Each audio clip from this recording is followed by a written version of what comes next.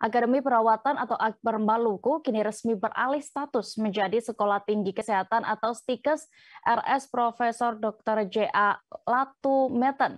Peresmian ditandai dengan penandatanganan prasasti oleh Kepala Pusat Kesehatan Angkatan Darat, Mayor Jenderal TNI Dr. Purwo Setianto. Untuk informasi lebih lengkapnya terkait alih status sekolah tinggi ini, kami sudah terhubung dengan rekan Salma.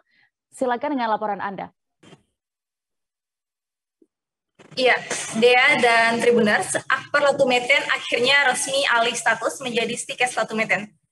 Peresmian STIKES Latumeten ini ditandai dengan penandatanganan prasasti dan penguntingan pita oleh Kepala Pusat Kesehatan Angkatan Darat, Mayor Jenderal TNI Dr. Purwo Setianto, Senin 18 Juli 2022 kemarin. Penandatanganan prasasti dan penguntingan pita ini disaksikan langsung oleh Wakakesdam, Karumkit, Kepala LL Dikti hingga Ketua STIKES. Dalam sambutannya, Mayor Jenderal TNI Dr. Purwo Setianto mengucapkan selamat dan mendoakan semoga STIKES Latumeten berkembang menjadi lebih baik lagi.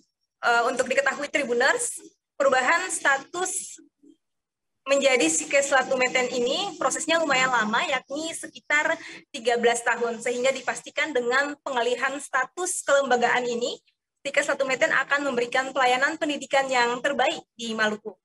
Dan Tribuners, sebagai informasi juga, dengan beralihnya status menjadi STIKES Latumeten ini, ada jurusan baru yakni administrasi rumah sakit di STIKES Latumeten.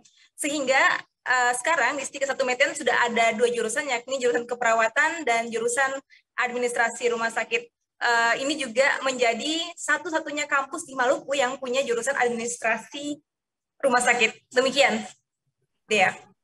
Baik, terima kasih rekan Salma untuk informasi Anda. Selamat kembali bertugas. Terima kasih sudah nonton. Jangan lupa like, subscribe, dan share ya.